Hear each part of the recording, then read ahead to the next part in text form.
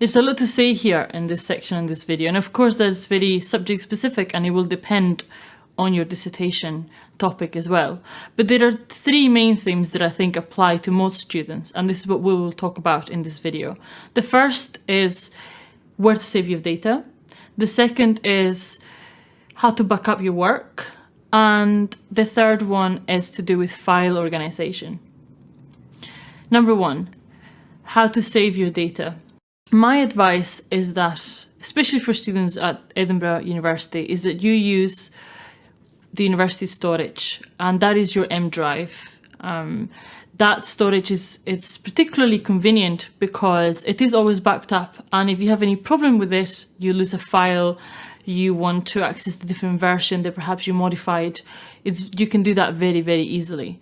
Now, of course, I know that most of you, and including myself, work from our laptops rather than using the university computers. And so using the M drive might seem a little bit cumbersome perhaps, but there is a very easy way to link your laptop and your M drive using a VPN. If you don't know how to do that, there is a section in the handbook which you can look at and explains in a lot of detail how to do it. And it takes around 15 minutes, not more. And even if you find that difficult, you can always go to the IT help desk at the library and ask them to do it for you. And it should take only 5 minutes. Now, number two, how to back up your work. If you decide not to use your M drive, or you're using a different type of storage, I would definitely recommend that you back up your work. And what do I mean by this? I mean, save at least 3 copies separately of your work in separate locations and also separate storage types. So, for example, you might save something that you're working on all the time in your computer, maybe have a separate cloud storage and also a hard drive, and keep those in separate places in case something happens. I would also recommend that you create a plan for backing up your work and you stick to it.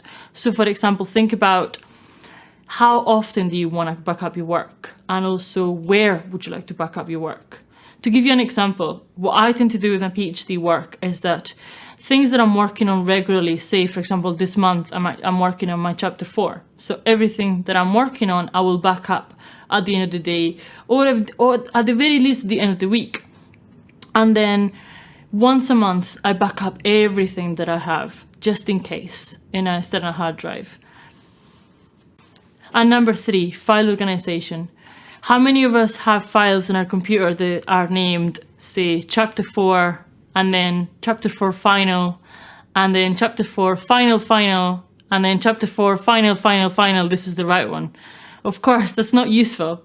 And I think that's quite obvious because you might not know which of them is the one you really want to work on, or you might end up deleting the one that you wanted and things like that. So file naming and file organization is really important, not only for text documents, but also for data. So for example, if you are downloading, say, audio file or a video file or some readings from an instrument you're using, think about naming them in a way that is meaningful so that you can find them really easily and you don't get confused, rather than leaving them as a bunch of numbers that don't mean anything. Now, for those of you who are conducting a dissertation that involves secondary data or primary data, there are 2 further issues that I think is really, really important when you think about. They do go beyond the scope of this video, and they are explained in a lot of detail in the handbook, and so I would really recommend that you have a look at that. And these are ethics and data repositories. In specific, ethical considerations are a big part of research, and they will apply to almost everyone conducting a dissertation that involves primary or secondary data.